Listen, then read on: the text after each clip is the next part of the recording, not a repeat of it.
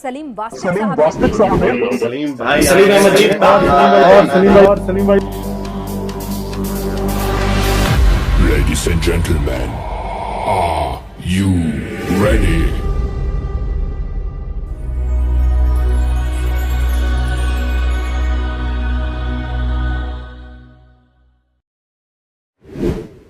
माशाल्लाह हमारे सलीम अहमद नास्तिक भाई तशरीफ ला चुके हैं। मैं वेलकम कहता हूँ सलीम अहमद नास्तिक साहब। कैसे हैं सर आप? सलीम अहमद नास्तिक साहब, आपने आज हमारे लिए टाइम निकाला अपने कीमती वक्त में से, उसके लिए हम आपके बहुत बहुत मशकूर हैं। मैं थोड़ा सा बैकग्राउंड आपको बता दूं, हमारे साथ और भी एक्स मुस्लिम जो हैं जिनसे हमारा पाला पड़ा है, लेकिन वो तो बढ़ चढ़ के हिंदू मुस्लिम फसाद करवाने में लगे हुए हैं और दिन रात कोई वक्त ऐसा नहीं है जिस टाइम में इनके दिल में ये जहर मौजूद ना हो और ये उसको उगल ना रहे हों।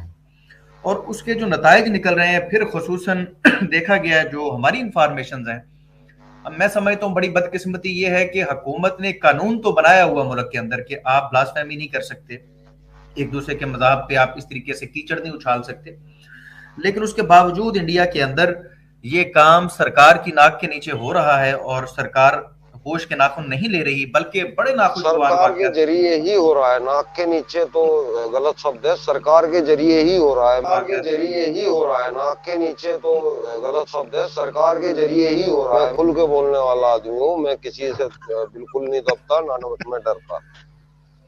ये खुद सरकार ही करा रही है। आप अगर 2014 से पहले का भारत देखोगे तो यहाँ इस तरह का हिंदू मुस्लिम फसाद इतना नहीं था, बहुत ही कम था, और आपस में खाइयां इतनी गहरी नहीं थी जितनी ये अब हो चुकी है। क्या चाहिए बेटा? सलीम भाई, हम भी यही कह रहे हैं और हमें ये बड़ी परेशानी है। आपने बड़ी खुल के ये बात की, हालांकि ये बात करना तो चाहिए। कब तक हम चुप रहेंगे, कब तक हम खामोश रहेंगे? अगर जनता इस बात को नहीं उछालती, इस पे बात नहीं करती, तो ये मसाइल गंभीर होते जाएंगे और बढ़ते चले जाएंगे। ये बड़ी अफसोस वाली बात है कि किसी ऐसे एजेंडे पे हुकूमत खुद ही काम करने लग जाए, बजाय ये कि मुजरमों को कैफरे किरदार तक पहुंचाया जाता। आपने देखा होगा कि गुफ्तगू के माहौल को भी इन्होंने इनके चैनल्स पे अगर जाया जाए, इन ब्लास्फेमर्स के चैनल पे, तो इन्होंने मछली मंडी बनाया हुआ यार। गालियां तक देते हैं, माँ बहन की गालियां देते हैं, इस हद तक बेहुदा गुफ्तगू करते हैं। कोई भी आदमी चला जाए तो उसकी तौहीन करना, उसके मजहब की तौहीन करना, उसका मजाक उड़ाना, ये उनका वतीरा है। तो इस तरह के लोगों को प्रमोट करना, मैं समझता हूं कि नहायत बददियानती वाला काम यह है। और हम कोशिश कर रहे हैं इस्लामिक अवेकनिंग चैनल के जरिए से, ईमान यूनियन चैनल्स के जरिए से, कि ये जो गुफ्तगू करने का तरीका सलीका इसको बेहतर किया जाए। इसमें मसला नहीं है यार कि अगर किसी को इस्लाम के ऊपर कोई एतराज है, हिंदुइज्म के ऊपर एतराज है, नास्तिका के ऊपर, मतलब जो मुलहदीन है उनके ऊपर एतराज है, तो सबको राइट है यार कि ये एतराज रखें, एक दूसरे के साथ गुफ्तगू भी करें। हम ये चाहते हैं कि भाई गुफ्तगू होनी चाहिए, एक दूसरे की तौहीन ना करें, ब्लास्फेमी ना करें, माहौल तो ऐसा होना चाहिए। लेकिन हमने ये देखा है, खुसूसन न्यूज नेशन के हवाले से, सलीम भाई, मेरा जो अपना एक्सपीरियंस है मैं वो शेयर करता हूं आपसे। मुझे एक अरसा हो गया है न्यूज नेशन को देखते हुए।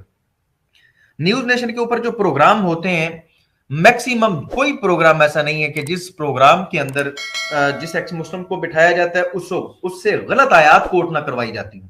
मतलब ये कि एक बंदा कह रहा है कि कुरान हकीम के फलां जगह पे ये आयत लिखी हुई है, और यकीन करें मैं आपके सामने अभी ये, मैं से दावा नहीं कर रहा, मेरे पास सबूत मौजूद है, मैं दिखा सकता हूं कि कुरान के अंदर, उस सूरा के अंदर, उस आयत के अंदर वो चीज ही नहीं होती, और वहां पर बड़े धड़ल्ले से उन चीजों को पास कर दिया जाता है।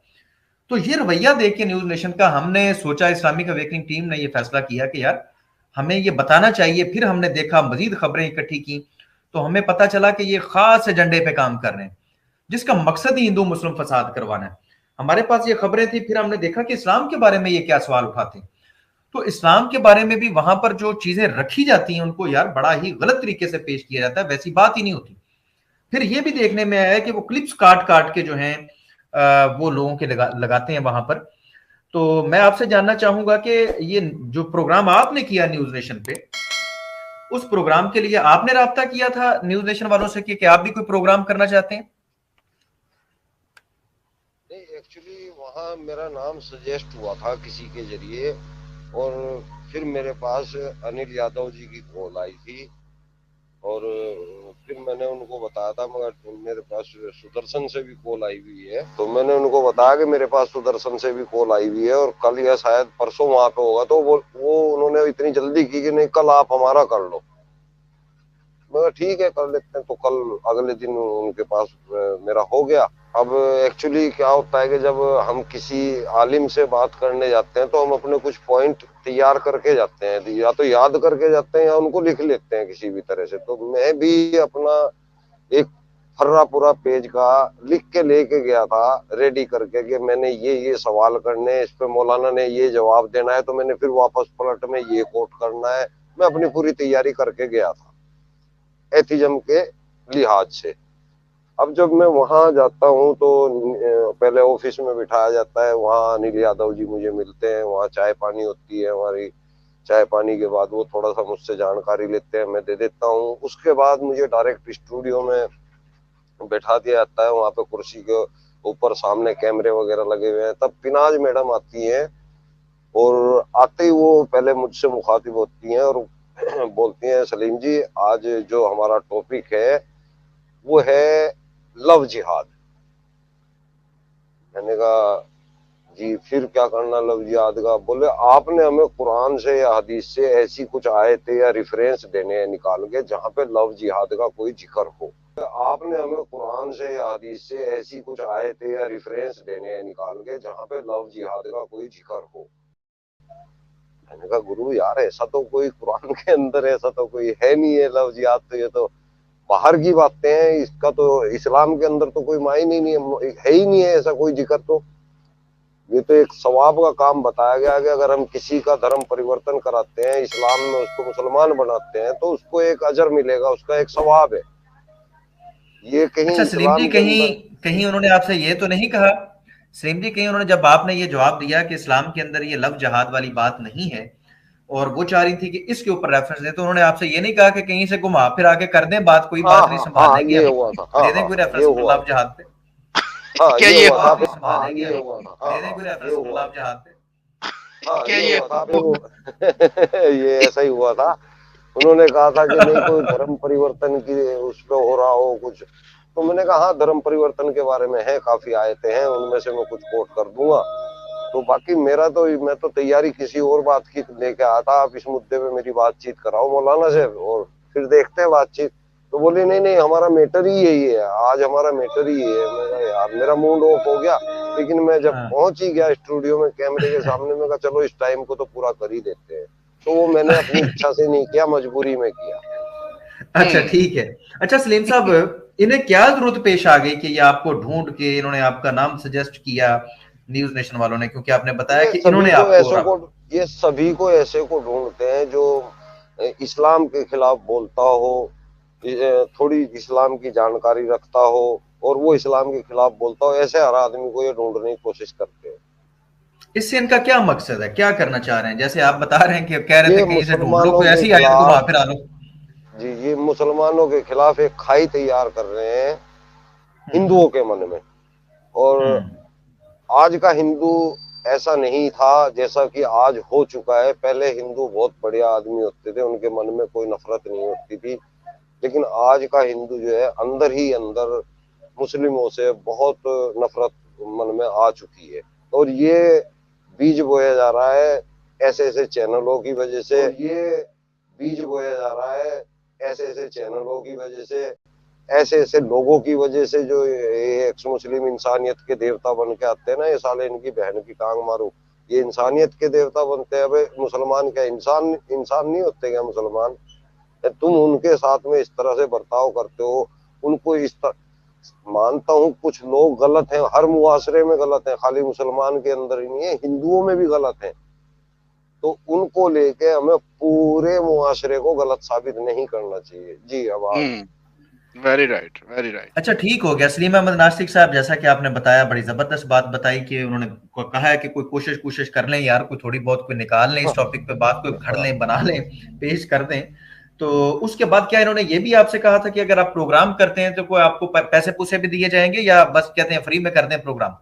नहीं फ्री में तो वहाँ ये किसी को नहीं बुलाते हैं, पैसा सबको मिलता है वहाँ पे। और मुझे अच्छा ये नहीं पता कि सबको कितना मिलता है कितना नहीं मिलता है। मेरे सामने 7,000 का चेक आ रहा है। अच्छा, ये जो मुसलमान वहां पर बना के पेश किए जाते हैं, कई दफा उन्होंने कहा है कि हम कोई स्कॉलर नहीं है, आपने हमारे नाम के साथ गलत स्कॉलर लिखा, हमने आपको बताया था कि हम स्कॉलर नहीं। उस पे भी त्यागी जो है वो माजरत तो नहीं करती। तो क्या ऐसे लोगों को जिनको इस तरीके से आलम दीन बना के पेश किया जाता है, उनको भी ये पैसे देते हैं? हमें तो ये हाँ पता चला बिल्कुल, है। वो पैसे के लिए आ रहे हैं जी। हम तो चलो हम्म हमारे जैसे आदमी तो बिल्कुल पैसे के लिए नहीं जा रहे, लेकिन वो तो आ ही स्पेशल पैसे के लिए रहे हैं। उनको हम्म पता भी है कि हम जलील होंगे। वो उनको दस कैसे बारह पता है हजार रुपए के लिए सलीम भाई, उनको उनको वो कैसे पता है कि वो जलील होंगे? उनकी तैयारी यही होती है। उनको इंस्ट्रक्शन ही यही दी होती है कि आपने कुछ भी ऐसे शब्द नहीं देने कि आप हम्म। जीत जाओ आप किसी भी तरह से अस्तगफिरुल्लाह, ये तो फिर ये डिबेट में। देखे ना, ये तो फिर पूरा ड्रामा हो गया। पब्लिक भी ड्रामा ही चाह रही है इस वक्त। सही हमें कह ये रहे भी हैं आप। पता चला है कि ये बार दफा जो जिनको ये बुलाते हैं ना एक्स मुस्लिम्स को, उनको ये कहते हैं ठीक तरह से ये टॉपिक है भाई, इस पे तैयारी करके आए। जो हमारी अपनी हाँ खबरें हैं, कहते हैं भाई हाँ ये टॉपिक है, इस पे तैयारी त्योरी करके आए। और जो लोग आते हैं, एक तो उन्हें वहां इंस्ट्रक्शन दी जाती है कि आपने ऊंची आवाज में नहीं बोलना, आपने इनको क्रॉस नहीं करना। मुसलमान जिनको मुसलमान बना के पेश किया जाता है, वल्लाह आलम मुसलमान है नहीं है, क्या चक्कर है, उनसे उनको टॉपिक भी नहीं बताया जाता। जबकि ये जो एक्स मुस्लिम्स होते हैं, इनको टॉपिक बताया जाता है कि इस पे अच्छी तैयारी करें जरा। हाँ, ऐसे ही है जी। और मुझे तो खैर वहां जाके इंस्ट्रक्शन मिली थी, यहाँ पे नहीं मिली थी। मुझे तो हम्म वहां जाने के बाद, स्टूडियो में जाने के बाद मिली थी। हम्म। हम्म, अच्छा, बाकी जो अनिल ये यादव साहब प्रॉपर हैं। है उनको उनको शायद पहले से मिलती हो। जी जी, अनिल यादव साहब जिनका आपने जिक्र किया है, उनके बारे में थोड़ी बहुत हम भी जानकारी रखते हैं। और उनकी एक कॉल लीक हुई थी, उसमें उन्होंने बिल्कुल ये इकरार किया, कहते हैं कि हमें सरकार ने पैसे दिए और अच्छे खासे पैसे दिए हैं हिंदू मुस्लिम फसाद करवाने के लिए, और हमारे चैनल पे ये प्रोग्राम करवाने के लिए जिससे हिंदू मुस्लिम नफरत बढ़ सके, उसके लिए कहता है कि हमें पैसे दिए गए हैं। क्या कहता है, इस्लाम इसी सिलसिले में शुरू किया गया। अच्छा, पता नहीं, आपने मेरे को इस पे भेजी क्या थी वो कहते हैं आप? क्लिप। आपने मेरे को वो क्लिप भेजी थी और मैंने अनिल यादव अनिल ने ये यादव खबर दी। को, हाँ मैंने अनिल यादव को भी वो क्लिप भेज दी। और कमाल की तो बात यह है कि अनिल यादव, मुझे अब ऐसा लग रहा है कि वो डर चुका है। कमाल की तो बात यह है कि अनिल यादव, मुझे अब ऐसा लग रहा है कि वो डर चुका है। कमाल की तो बात यह है कि अनिल यादव, मुझे अब ऐसा लग रहा है कि वो डर चुका है, क्योंकि उसने उस क्लिप के बाद मेरे को हाँ कुछ भी बिल्कुल। जवाब दिया ही नहीं है और कॉल भी नहीं मेरी पिकअप की। तो मुझे असल ऐसा में ना लग रहा है उसकी कि वो ये डर कॉल चुका लीक है। हुई है, तो वो तो बिल्कुल एक्सपोज हो गया, वो आप भी बता रहे हैं। तो मैं आपसे और भी जानकारी लेना चाहूंगा। ये जो एक्स मुस्लिम जिनको बैठाया जाता है, जो कैटेगोरिकल सबको पता है कि ब्लास्फेमर्स हैं, बदतमीज हैं, उनको वहां पर बिठाना, उनको इतनी रिस्पेक्ट देना और उनसे झूठी आयात बनवा के पेश करवाना, पब्लिक के अंदर ये पैगाम दिलवा देना कि इस्लाम के अंदर लिखा हुआ, हालांकि वो नहीं लिखा होता। जब और ये हमारे साथ भी हिंदू भाई उन्हीं का करते दिया जाता है चैनल के ऊपर, साथ भी उन्हीं का दिया जाता है, एक्स मुस्लिम का। मौलाना का कोई हाँ साथ नहीं दिया जाता। हाँ बिल्कुल। हम्म, मतलब वो पिनाज के साथ भी ना डिबेट करनी है, उनके साथ भी डिबेट करनी है, और फिर उनको एक एजेंडा दिया हो कि इससे आगे आपने बात भी नहीं करनी। मैंने तो देखा है ये वहां पर उन्हें डांटने लग गए थे, चुप चुप, ऐसे ऐसे तक मैंने सुनी है इसकी पिनाज की बातें, कि कह रही है चुप, इससे आगे बात नहीं करनी, और वो चुप करके और बैठ देखो जाते। कितना बड़ा ड्रामा करते हैं कि चले जाओ छोड़ के, चले जाओ छोड़ के। हाँ वो चले जाते हैं ना वो छोड़ के, फिर अगली हाँ बार फिर बिल्कुल। आ जाते हैं वो। जो इंसान हाँ एक बार छोड़ के चला गया, वो अगली बार कैसे आ रहा है? इसका मतलब एजेंडा समझ में आ रहा है, नहीं आ रहा है? बिल्कुल आ रहा है। हम्म। नहीं, इस पे थोड़ी सी बात रोशनी ये है। डाल दीजिए कि आप इस पे थोड़ी सी रोशनी डालिए, ताकि आवाम को थोड़ा सा पता चले कि वो दोबारा फिर क्यों आता है, जब वो छोड़ के जा रहा है दोबारा क्यों आ रहा है। वो एक जबरुल कादरी थे, जिनके साथ मेरी डिबेट हुई थी वहां पे मौलाना। जब डिबेट खत्म होगी, उस हम्म, डिबेट को खत्म होने के बाद वो फिर मेरे पास आए थे, वहीं पे जहाँ पे जिस चेयर के ऊपर मैं बैठा हुआ था ना।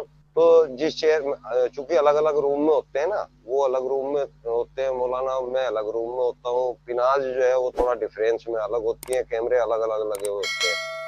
तो जब हम्म, डिबेट खत्म हुई तो वो हमारे पास, मेरे पास आए और मुझे मुसाफा किया। हम्म, तो मुसाफा करने के बाद मेरी हंसी छूट गई और मैंने उनको कहा, मगर भाई यार, आप लोगों को ये बताते हो कि भाई आप मुसलमान हो और आप इस्लाम के पैरोकार बन के यहाँ पे आते हो, और एक भी ऐसा एपिसोड नहीं है कि आप इस्लाम को डिफेंड कर पाते हो सही से। आप यहाँ बेइज्जती खुद भी करवाते हो, अपनी भी कराते हो और इस्लाम की भी करते हो, मुसलमान की भी कराते हो। इसलिए मैं कहा आपको शर्म नहीं आती? मैंने कहा आपको कुल 7-8 हजार रुपए 10 हजार रुपए के लिए आप ये इतना काम करते हैं, ये आपको अच्छा लगता है? उस बंदे ने जवाब नहीं दिया मेरे को, बिल्कुल भी जवाब नहीं दिया। शर्मिंदा हुआ वो, चुप करके चला गया। हाँ वो शर्मिंदा हुआ, कुछ भी तो जवाब नहीं दिया उसने। मैं वही समझ गया, मैं कहा चलो ये इसके मन के अंदर कुछ तो शर्म आई है कि इसने जवाब नहीं दिया। ठीक किया। बेशक वो नहीं मानने वाला, आगे भी आता है, लेकिन कुछ तो साला शर्मिंदगी उसको हुई। तो सलीम भाई, ये जो पैगाम देके ये कट्टरता फैला रहे हैं और कुछ वाकयात भी हमें देखने के लिए मिल रहे हैं, तो आपको क्या लगता है? असल में तो ये चाह रहे हैं कि जी मुसलमानों को हम डिग्रेड करें, इनको जलीलो ख्वार करें, इनकी कत्ल गारतगरी होनी चाहिए, ये होना चाहिए, वो होना चाहिए, इस्लाम को नुकसान पहुंचाएं। तो एजेंडा तो इनका ये है। तो आपको क्या लगता है, क्या ये इस एजेंडे में कामयाब हो पाएंगे? देखिए ऐसे काम जो कहते हैं ना, झूठ के पैर नहीं होते तो वो थोड़ी दूर चल के गिर जाता है, झूठ के पांव नहीं होते। तो ऐसी चीजों के वाकई में जो है ये ज्यादा टाइम नहीं चलती है। मैंने एक ऐलान कभी किया था स्टार्टिंग में आते यूट्यूब के ऊपर कि ये जितने भी फेक एक्स मुस्लिम आ रहे हैं, जो अपने आप को एक्स मुस्लिम बताते हैं, इंसानियत के देवता बताते हैं, ये 1.5 साल से ज्यादा यहाँ पे टिक नहीं पाएंगे। नतीजा आप लोगों के सामने है, कई लोग यहाँ से भाग चुके हैं। सच वाला भी इस टाइम जो है चोरी से काम कर रहा है एक चैनल पे, बाकी सब उसने ब्लॉक कर दिए अपने चैनल। अभी पता नहीं वो एक पे भी काम कर रहा है कि नहीं कर रहा, मुझे नहीं पता, पर दिखाई नहीं देते मेरे को। एक ये साहिल है, ये चल रहा है। साहिल का अंजाम जिस दिन होगा वो भयंकर बुरा होगा। नहीं आप ये अगर आपको लगता है कि भाई इस्लाम गलत है या इस्लाम के अंदर कमियां हैं, तो आप अपने परिवार के बीच बैठ के अपने परिवार को समझाओ, सुधारो उनको। नहीं, जबरदस्ती नहीं कर सकते, समझा तो सकते। आप दूसरे के दरवाजे में खड़े होके अपने परिवार को गलत बताओगे तो परिवार वाले आपको अपना कैसे समझ लेंगे? सलीम अहमद नास्तिक साहब, आपने जिस बंदे की बात की, उस बदबख्त ने इधर बैठ के कैटेगोरिकल स्टेटमेंट कुरान की आयत के बारे में दी कि कुरान में ये लिखा हुआ। मैंने वो बड़ी बार वो चला के उसकी दिखाई कि ये देखें कुरान में नहीं लिखा हुआ। फिर वहां पर फतवे दे रहा है, कह रहा है इस्लाम के अंदर आप पसंद की शादी कर ही नहीं सकते, ये जायज नहीं, कतन जायज नहीं है, ये तो हराम है। हालांकि निकाह का मतलब ही है इस्लाम के अंदर कि भाई लड़की और लड़का हाँ करेंगे, पसंद करेंगे तो ही वो निकाह होगा। और ये वहां पर कह रहा है कि इस्लाम इजाजत ही नहीं देता। लेकिन अली भाई जी अपना सलीम साहब, आप तो जैसे, क्योंकि आप जानते हैं इन सब को भी, तो क्या आप जानते हैं इनमें फेक एक्स मुस्लिम है, कोई सही एक्स मुस्लिम है, या सारे ही प्रोपोगंडा और अंडा कर रहे हैं? क्योंकि एक का तो मुझे पता चला है कि वो जो जलेबी था वो हिंदू था, लेकिन उसने अपने मकसूद क्या ना, हाँ वो आप तो जानते हैं तो जी। अच्छा, तो वो बताइए कुछ आप, इनमें से जो प्योर एक्स मुस्लिम है वो है कौन एक्चुअली, और ये क्यों इस तरह की वारदातें एक्स मुस्लिम बन के तो कर रहे हैं अपने आप को? यानी कि हम इस्लाम से एक्स मुस्लिम, इस्लाम छोड़ दिया, अब एक्स मुस्लिम बन गया, अब इस्लाम के बारे में ये बोल रहे हैं। तो इनके बारे में आप हाँ, ये एक्चुअली यूट्यूब की करामात है सारी। यूट्यूब चूंकि यहाँ से पैसा अच्छा बन जाता है, तो इन्होंने सोचा जो कुछ एथिस्ट, नकली, ये असली भी नहीं है, एथिस्ट भी नहीं है, ये असल में एथिस्ट भी नहीं है, ये इन्होंने सोचा अपने नाम के आगे एक्स लगाओ, एक्स मुस्लिम लगाओ और पैसा कमाओ। यहाँ पे ये चल रहा है यूट्यूब के ऊपर। वाकई में रियल में जो मुसलमान होता है ना, और वो एथिस्ट होता है, वो किसी दूसरे मजहब की तरफ कभी नहीं जाएगा, कोई भी ऐसा वो नहीं मिलेगा।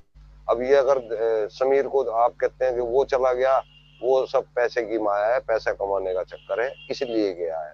महेंद्र पाल आर्य जो हमारे सामने अपवाद है, वो भी पैसे के लिए गया, लेकिन ये 4 ही दिन कमा पाए हैं। अब महेंद्र पाल आर्य को कोई नहीं पूछता। 1.5 लाख सब्सक्राइबर होने के बाद उसके जो है 100 वाचिंग नहीं होती जब वो लाइव आता है, 100 भी नहीं होती, आप लोगों की ज्यादा हो जाती है उससे। समीर की भी हालत यही हो जाएगी, साहिल की भी यही हो जाएगी, इन सब की यही होगी। सच बोलने वाला आदमी के स्टार्टिंग में जरूर उसको पसंद करने वाले लोग कम होंगे, लेकिन उसका नाम कभी खराब नहीं होगा, वो सदाबहार चलेगा। सलीम भाई, हमारी ये कोशिश है इस्लामिक अवेकनिंग की, अगर आप हमें देख रहे हैं, हम बर्दाश्त नहीं करते किसी भी किस्म की ब्लास्फेमी, बर्दाश्त नहीं करते, वो हिंदुओं के बारे में हो, किसी के बारे में भी हो। बिल्कुल नहीं भाई, हाँ। हम इस चीज के कायल हैं, इस्लामिक अवेकनिंग चैनल और ईमान यूनिट इस बात के हम कायल हैं कि भाई बात होनी चाहिए, बात करनी चाहिए, लेकिन सलीके के साथ, किसी की तौहीन ना की जाए। किसी को पर्सनल अगर कोई बदतमीज आदमी उसको हिंदू भी कर ले, वो हमारे नो भाई प्रॉब्लम। हैं, मुसलमान भी हमारे भाई हैं। हम हिंदुओं के खिलाफ भी कोई जरा सी भी ऐसी बात ना बोलना चाहते, ना हम सुन के अच्छा लगता हमारे को।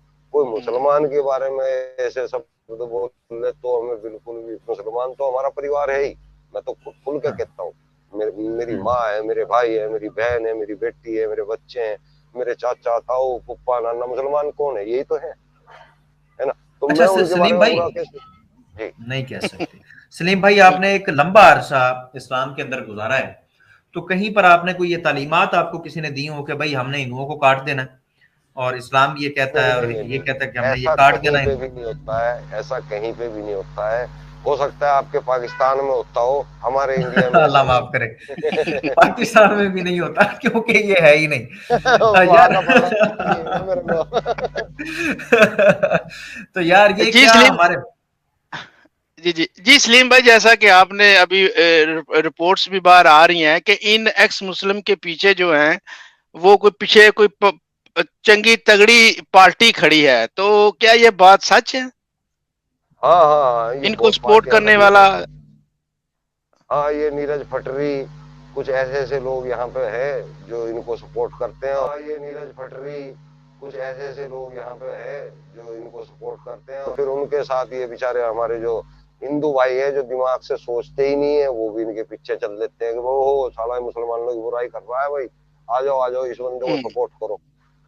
ये बस बेचारे भेड़ चाल में उधर को लग जाते हैं, और कोई बात नहीं। जी सलीम भाई, ये जब आप जानते हैं, आप अल्हम्दुलिल्लाह एक मुसलमान घर में पैदा हुए, आपके घर में ये तालीम नहीं दी गई, आप मदरसों में गए वहां पर ये तालीम नहीं दी गई, इसी तरह हम पैदा हुए हैं मुसलमान घर में, हमें ये तालीम कभी नहीं दी गई। हाँ, ये इख्तलाफ मौजूद है कि मूर्ति पूजा ठीक नहीं है, इस्लाम ये कहता है कि मूर्ति पूजा ठीक नहीं है, तो ये जबरदस्ती हमसे ये क्यों कहलवाना चाहते हैं कि इस्लाम के अंदर ये चीज है और आप हमें कत्ल कर देंगे, आप हमें कत्ल करना चाहते हैं, कोई मूर्ति पूजा कर। अच्छा, साहिल क्या कह रहा है कि इस्लाम के अंदर इस चीज की इजाजत है कि अगर आपके सामने कोई मूर्ति पूजा करता है ना जी, हर बंदे को ये हुक्म है कि वो जाके जो मूर्ति पूजा कर रहा है देख लिया ना, उसे उसका गला उतार दे। अस्तगफिरुल्लाह, ये साहिल कह रहा है वहां पर बैठ के न्यूज नेशन पे। एक्चुअली उसने आयत कोट की होगी।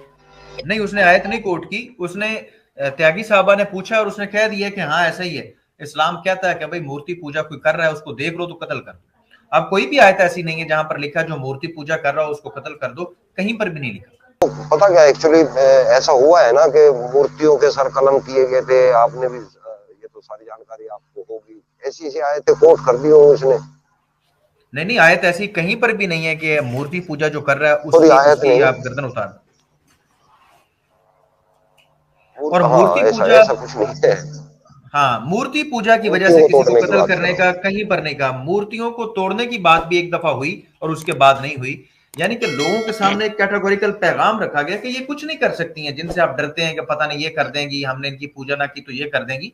तो एक दफा इब्राहिम अलैहिस्सलाम ने वो करके दिखाया, उसके बाद इब्राहिम अलैहिस्सलाम मौजूद रहे और लोग मूर्ति पूजा करते रहे, उन्होंने दोबारा नहीं तोड़ी। उन्होंने लोगों को लाजवाब करने के लिए मूर्तियों को तोड़ा और उस बड़े बुद्ध के कांधे तो के ये ऊपर बताया खड़ा था रख कि दिया और इन इससे छोटी मूर्तियों वो के खुद सर अपने मुंह से जो कहने लगे है, कि ये कैसे इस बोल बड़ी रहे हैं, ये कैसे मूर्ति ने बता। सर कलम। तो इब्राहिम हाँ, अलैहिस्सलाम वो कहते हैं उन्होंने कि फिर आप ऐसों की इबादत करते हैं जो अपना बुरा भला नहीं कर सकते, तुम्हारा बुरा भला नहीं कर सकते तुम। सबक देने के लिए मूर्तियों का सर कलम किया था, छोटी मूर्तियों का। और जब लोगों ने आगे ये हाँ, वो पूछा, समझाने के लिए कि हाँ, ये कुछ जब नहीं कर लोगों ने सकते, आगे उन्होंने अपने पूछा कि मुंह से भाई ये कह भी ये दिया कि सर कलम बिल्कुल ये क्यों कुछ नहीं किए कर तुमने सकते। इनके, तो उन्होंने कहा मैंने नहीं किए, ये जो बड़ी मूर्ति है इसने किए। हाँ तो बोले कि मूर्ति कैसे सर कलम कर देगी? तो बोले जब हाँ, मूर्ति सर कलम नहीं कर सकती तो और क्या कर देगी? फिर वो कुछ बिल्कुल भी नहीं कर सकती, इस बात को समझो। बिल्कुल ये समझाने के लिए किया गया था। बिल्कुल। सलीम भाई, उसके बाद इब्राहिम अलैहिस्सलाम मौजूद रहे हैं, इस्माइल अलैहिस्सलाम मौजूद रहे हैं, तो इसहाक अलैहिस्सलाम मौजूद रहे हैं और मूर्ति पूजा भी होती रही। एक कैटेगोरिकली जब पैगाम लोगों को दे दिया कि भाई ये जहालत है, उसके बाद तो ये काम नहीं किया गया। अगर तोड़ना, मूर्तियों को तोड़ना वाजिब होता तो तमाम अंबिया के पहले मूर्तियों को ही तोड़ते। वो एक बार पैगाम देना था, हुज्जत तमाम करनी थी, वो कर दी। उसके बाद नहीं तोड़ी, लोग नहीं मुड़ रहे तो वो कह दिया गया कि यार ये नाहिद जहालाना अमल है। जिसको अपने हाथों से बनाते हो, यानी कि एक बनने वाला एक बनाने वाला, तुम बना रहे हो और मूर्ति बनने वाली है, तुम बना रहे हो, तुम उससे अफजल और आला हो, तुम उसके सामने झुकोगे तो ये इंसानियत की तौहीन है। जब एक कुत्ता कुत्ते के सामने नहीं झुकता, हालांकि वो उसका हम जिन्स है, तो एक मूर्ति जिसको आपने अपने हाथों से बनाया, जो आपसे हर लिहाज से कमतर है, आप उसके सामने झुकेंगे तो ये तौहीन है इंसानियत की। इस्लाम ने ये मैसेज दिया। अच्छा सलीम भाई, आप फरमा रहे हैं कि आपने 2 प्रोग्राम किए, ऐसे ही है? हाँ। हमने आपके दोनों प्रोग्राम देखे हैं, लेकिन अब न्यूज नेशन के ऊपर सिर्फ एक प्रोग्राम पड़ा हुआ है। वो जो प्रोग्राम रिमूव किया गया, उसकी क्या वजह है, क्यों रिमूव किया गया? मुझे भी जानकारी नहीं है, मुझे आपसे ही पता चला है कि वो प्रोग्राम रिमूव हो गया है, मुझे नहीं जानकारी है। अच्छा सलीम भाई, एक जो दूसरा प्रोग्राम जो आपका पड़ा हुआ है एक मौलाना के साथ, ज़ुहूरुल कादरी साहब के साथ ही, वो क्या आपकी और उनकी सिर्फ 16 मिनट डिस्कशन हुई थी? क्योंकि 16 मिनट का क्लिप आप पड़ा हुआ है, सिर्फ 16 30 मिनट की हुई थी। अब 14 मिनट बीच में से निकाल दिए गए हैं, वो क्यों निकाल दिए गए? उसका क्या हो सकता है? आप बताइए, मैं भी तो इसका कोई जवाब नहीं दे सकता ना। तो ये आपकी लाइव नहीं होती? वैसे आपको लगता क्या है, क्या वजह हो सकती है? शाम को आ जाएंगे, शाम को। ये लाइव नहीं था जी, ये लाइव नहीं होता है, किसी का भी लाइव नहीं होता है, ये प्री रिकॉर्ड होता है और फिर बाद में अपलोड होता है। ओके, ये प्री रिकॉर्ड होता है, प्री प्लानिंग के साथ होता है। हाँ जी हाँ, कोई भी लाइव नहीं होता, किसी का भी लाइव नहीं होता। आप सोच रहे हो सचवाला का, साहिल का, इनका किसी का लाइव होता है? किसी का लाइव नहीं होता, ये प्री रिकॉर्ड होता है, रिकॉर्ड करके एडिट करके फिर लगाया जाता है।